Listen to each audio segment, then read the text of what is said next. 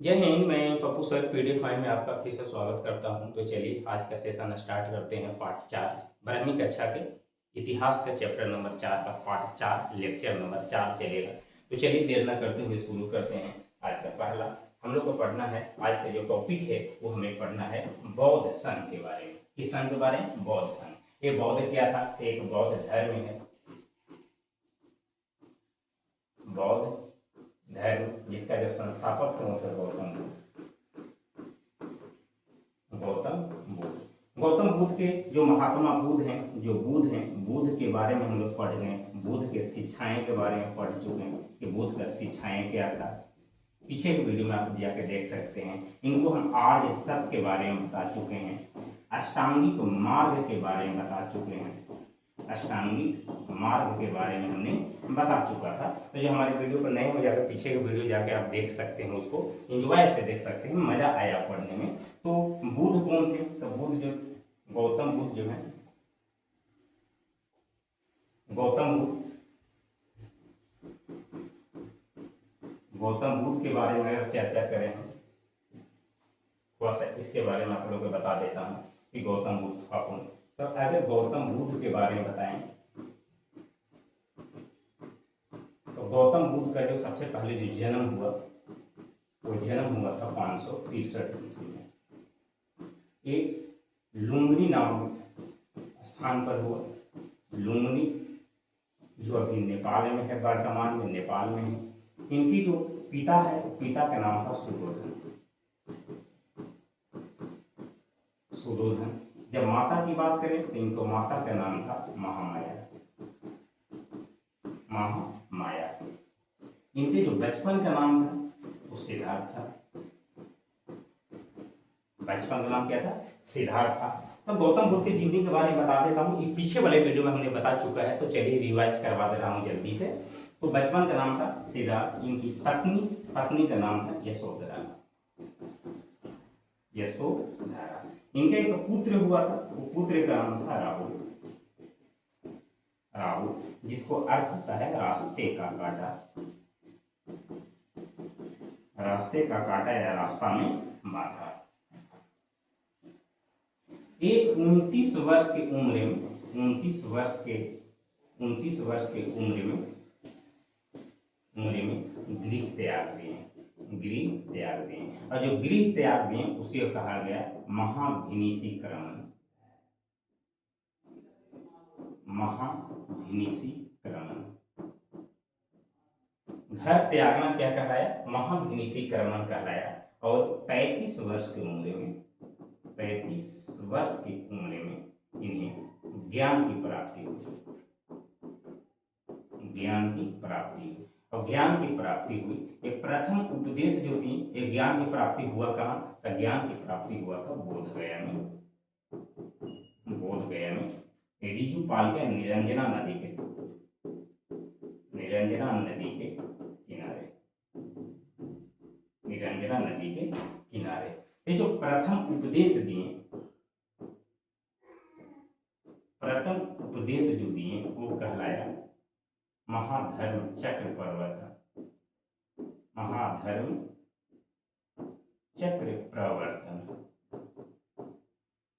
इनका जो मृत्यु हुआ और सबसे ज्यादा उपदेश जो दिए, सबसे अधिक उपदेश, प्रथम उपदेश दिए कहाँ? प्रथम उपदेश जो दिए थे वो सारनाथ में दिए।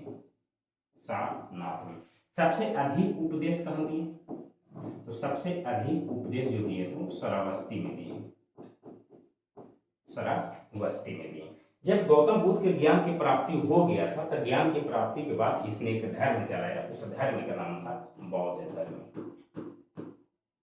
बौद्ध धर्म। इनका जो मृत्यु हुआ था, गौतम बुद्ध का जो मृत्यु हुआ वो मृत्यु 483 ईसा पूर्व में हुआ। एक कुशीनगर नामक स्थान पर हुआ। कुशीनगर नामक स्थान पर हुआ। प्रथम उपदेश जो गौतम बुद्ध ने जो प्रथम उपदेश दिया था वो अपने 5 मित्रों को दिया था। वही 5 मित्रों को दिया था जो सारनाथ में 5 मित्रों के साथ रहा करते थे। और वही 5 मित्र गौतम बुद्ध को अपने आश्रम से भगा दिया था। तो प्रथम उपदेश अपने ही 5 मित्रों को दिया और प्रथम शिष्य भी वही बने। बौद्ध धर्म में जो लोग, जो मनुष्य, जो जेंट्स आता था उसको भिक्षु कहा गया, भिक्षु कहा गया, और लेडीज को भिक्षुनी कहा गया था, भिक्षुनी कहा गया। ये कौन? जो बौद्ध संघ में शामिल होने वाले व्यक्ति, बौद्ध संघ में शामिल होने वाले व्यक्ति को भिक्षु कहा गया और महिला को भिक्षुनी कहा गया था। तो ये कुछ था छोटा सा गौतम बुद्ध के बारे में चर्चा, जो हम पीछे वाले चैप्टर में, ये पीछे वाले वीडियो में हमने कर लिया है। तो जो हमारे चैनल पर नए जुड़े हो जाकर के वीडियो को देख सकते हैं। तो ये था गौतम बुद्ध से कुछ छोटी सी चर्चा। तो चलिए आगे चलते हैं। आज की पहले टॉपिक के साथ हम लोग शुरू करते हैं। तो आज को पहला जो टॉपिक हम लोग को पढ़ना है वो पढ़ना है बौद्ध संघ के बारे में। बौद्ध संघ के बारे में, ये बौद्ध संघ है क्या? ये बौद्ध संघ क्या है? तो बौद्ध संघ है बौद्ध धर्म में, बौद्ध धर्म में भिक्षु और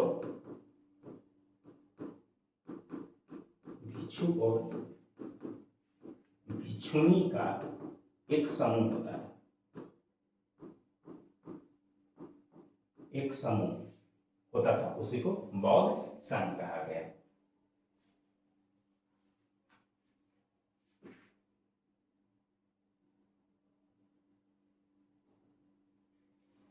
बौद्ध धर्म में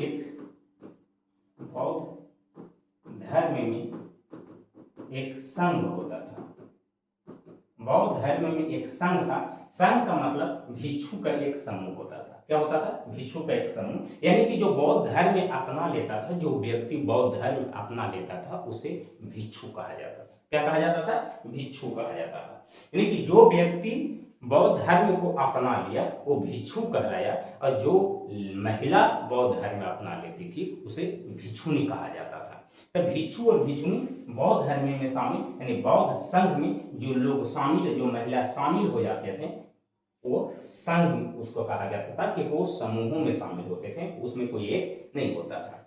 जब गौतम बुद्ध ने पहली बार अपने 5 शिष्यों को उपदेश दिया था तभी उन्होंने इस संघ की शुरुआत की थी।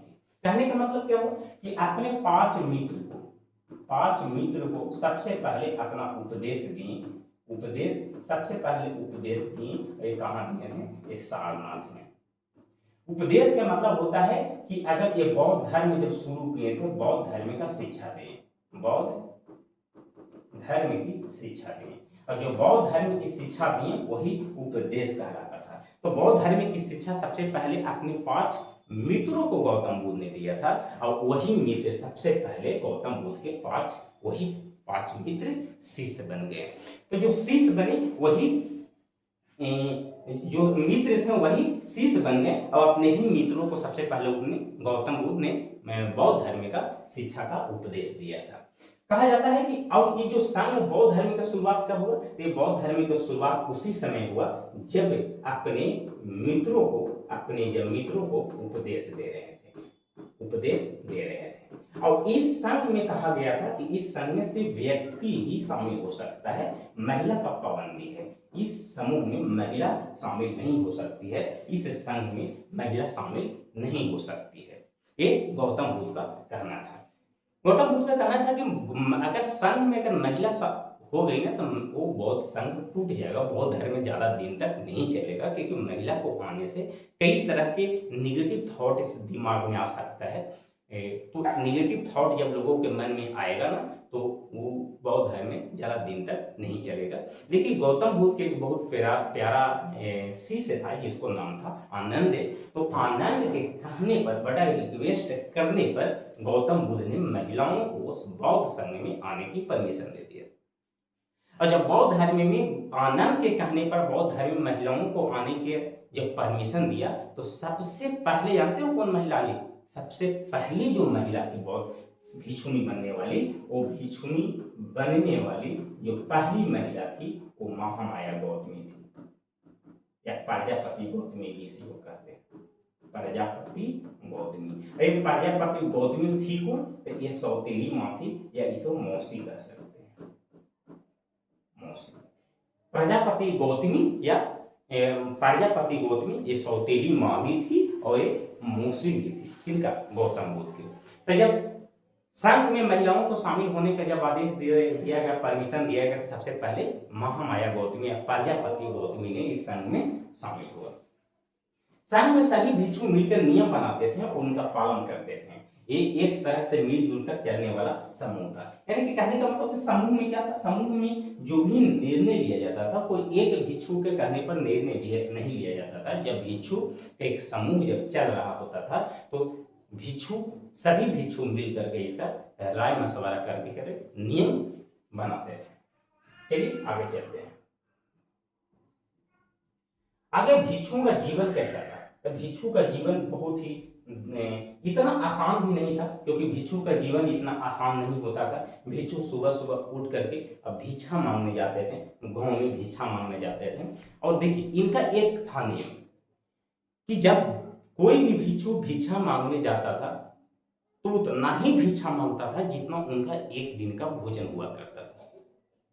अगर अगले दिन अगर हमको खाना खाना है तो फिर अगले दिन भिक्षा मांगेंगे। बौद्ध धर्म में संघ का एक नियम था, जरूर से ज्यादा नहीं मांगते थे। एक दिन में उतना ही भिक्षा मांगते थे जितना उनको एक दिन का भोजन था। अगले दिन अगर भोजन करना है तो अगले दिन फिर भिक्षा मांगते थे। कहते थे कि बौद्ध संघ में बौद्ध धर्म को मानने वाले लोगों का कहना था, गौतम बुद्ध को कहना था कि जरूरत से ज्यादा कोई चीज को रखना नहीं अपने पास। जब जरूरत होगा उसके अनुसार ही हम रखेंगे। तो एक दिन में बस जरूरत के अनुसार ही भिक्षा मांगा जाता था। कहते भिक्षुओं का जीवन कैसा था? अब भिक्षु किसको कहा गया? तो बौद्ध संघ में शामिल व्यक्ति को, बौद्ध संघ में शामिल व्यक्ति को, बौद्ध संघ में शामिल व्यक्ति को भिक्षु कहा गया। भिक्षु कहा गया। बौद्ध संघ में शामिल व्यक्ति को क्या कहा गया? भिक्षु कहा गया। और महिला को भिक्षुनी कहा गया। महिला को भिक्षुनी कहा गया।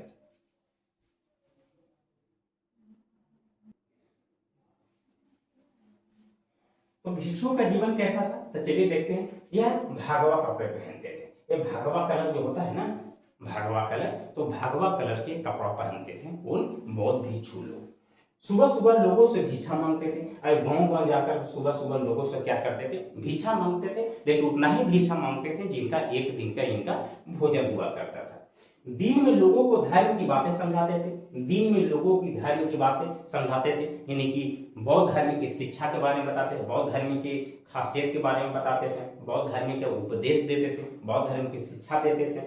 और उनके पास कोई अपनी चीजें नहीं थी, उनके पास कोई अपना पर्सनल चीजें उनके पास नहीं हुआ करता था। जितना भी सारे चीज खाने पीने का सामान है वो सब भिक्षा से ही सब प्राप्त करते थे।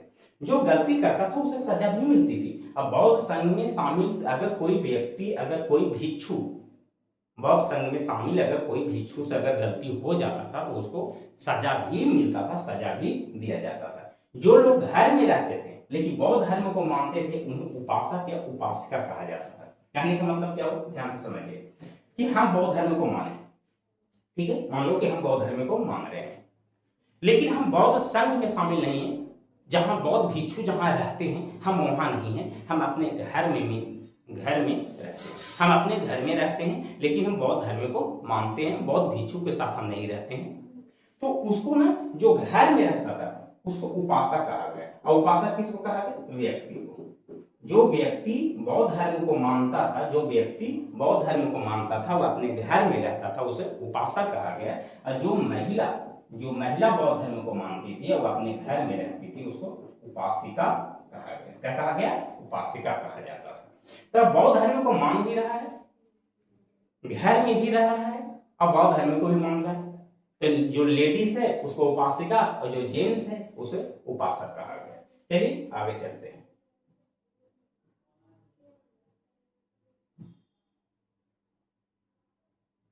कहा था कौन कौन संघ में आ सकता था, शामिल हो सकता था।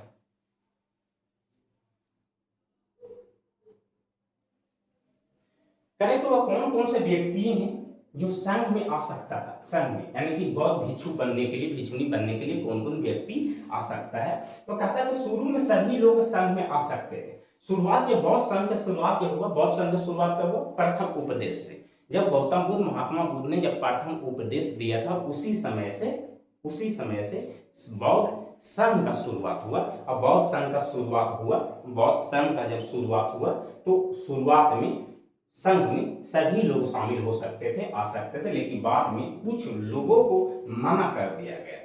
कुछ लोगों को कहा गया कि अब शुरू में कहा कि कोई भी आकर बौद्ध भिक्षु बन सकते हैं, लेकिन कुछ समय के बाद मना कर दिया गया वैसे लोगों को जो छोटा बच्चा है, जो बच्चा हो उसको जरूरी नहीं कि बौद्ध संघ में शामिल हो जाए, जो चोर है उसको भी शामिल नहीं कर सकता है, जो बीमार लोग हैं वो भी नहीं, जो नौकर होगा वो भी नहीं, और जो राजा का जो नौकर होगा, राजा का नौकर होगा वो भी बौद्ध संघ में शामिल नहीं हो सकता है, बौद्ध धर्म को नहीं अपना सकता है, बौद्ध धर्म का शिक्षा ग्रहण नहीं कर सकता है। ये गौतम बुद्ध का कहना था।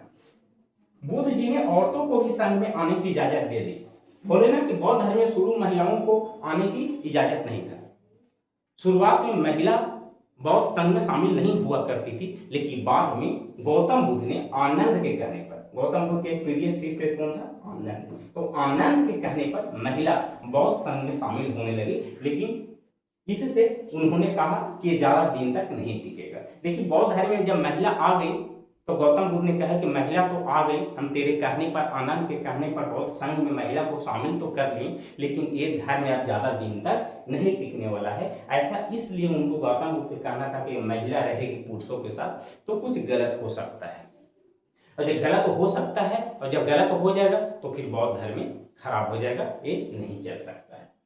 फिर भी बुद्ध के साथ राजा, अमीर, गरीब, दुकानदार, कारीगर, मजदूर, हर तरह के लोग थे। अब कहने का मतलब क्या हो कि फिर भी गौतम बुद्ध के कहने पर, मना करने पर भी जब महिलाओं को शामिल किया गया तो इनके साथ राजा भी था, अमीर भी था, गरीब भी था, दुकानदार भी था, कारीगर भी था, मजदूर भी था, सभी लोगों ने बौद्ध धर्म को अपना लिया और बौद्ध संघ में आकर शामिल हो गए।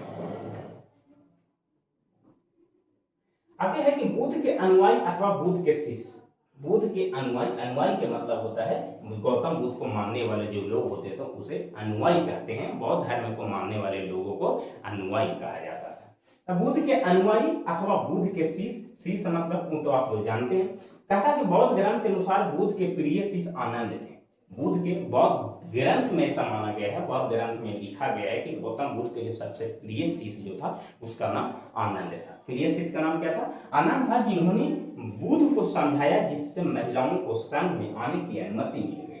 और सबसे प्रिय शिष्य, सबसे ज्यादा प्यार उसी से करते थे, सबसे ज्यादा मानते भी उसी को थे। तो उनके कहने पर गौतम बुद्ध ने संघ में महिलाओं को आने का आदेश दे दिया कि चलो महिला आ सकती है। लेकिन जब महिला आई तो सबसे पहले भिक्षुणी बनी कौन? उसी के सौतेली माँ यानी कि मौसी प्रजापति गौतमी। बुद्ध की उपमाता महाप्रजापति गौतमी, महाप्रजापति गौतमी संघ में आने वाली पहली महिला थी। भिक्षुणी आगे चलकर थेरी बनी। थेरी का अर्थ ऐसी महिलाओं से है जिन्होंने निर्वाण प्राप्त कर लिया हो, यानी कि जो भिक्षुणी जो शामिल होते थे बौद्ध संघ में, जो शामिल हुई वो शामिल होने वाली महिला जो थेरी बनी। क्या बनी? थेरी बनी। थेरी बनने का मतलब कि जो जिनका मृत्यु हो जाता है, जो बौद्ध संघ में शामिल होने वाली महिला का जो मृत्यु हो जाता है, बौद्ध संघ में शामिल होने वाली महिला का जो मृत्यु हो जाती है, वो मर जाती है, उसी को कहा जाता है निर्वाण, उसी को कहा जाता है थेरी।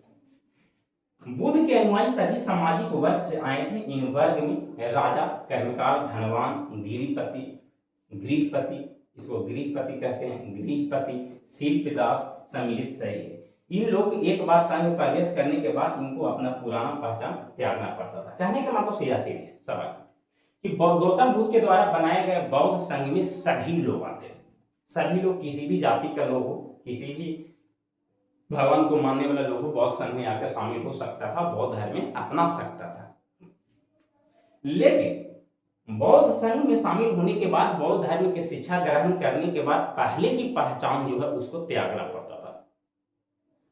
अगर कोई व्यक्ति हिंदू है या ईसाई धर्म को मानता है, अगर वो बौद्ध धर्म की शिक्षा ग्रहण कर लिया तो ईसाई धर्म, पहले वाला धर्म को उसको त्यागना पड़ जाता था। यह था बौद्ध संघ का नियम कि पहले बौद्ध संघ में तभी आप शामिल हो सकते हैं जब बौद्ध संघ की शिक्षा ग्रहण करने के बाद आप पहले वाले धर्म को त्याग देंगे, पहले वाले धर्म की पहचान को आप खो देंगे, तभी आप बौद्ध संघ में शामिल हो सकते हैं। बौद्ध संघ में शामिल होने वाले कोई एक जाति का लोग नहीं था, कोई एक वर्ग का जाति का लोग नहीं था, बहुत सारे जाति धर्मों का लोग इसमें शामिल हुआ करते थे। वो चाहे कोई भी हो, सभी शिल्पीदास भी होगा, कर्मकार भी हो सकता है, राजा महाराजा भी हो सकता है, धनवान व्यक्ति भी हो सकता है, सभी व्यक्ति इस बौद्ध धर्म में आकर शामिल हो सकते थे।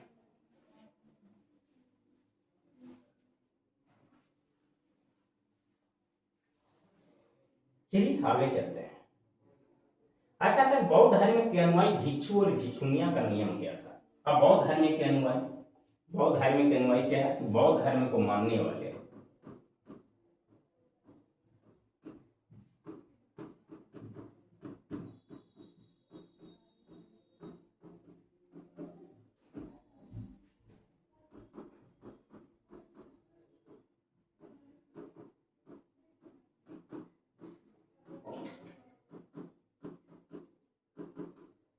बौद्ध धर्म को मानने वाले लोग क्या कहलाते थे, अनुयायी कहलाते थे। या बौद्ध धर्म को मानो या गौतम बुद्ध को मानो, यानी महात्मा बुद्ध को मानो, इसको क्या कहा जाता था, इसको अनुयायी कहा जाता था। अनुयायी भिक्षु कौन है, तो जो व्यक्ति बौद्ध संघ में जो व्यक्ति शामिल होता था, जो पुरुष शामिल होता था,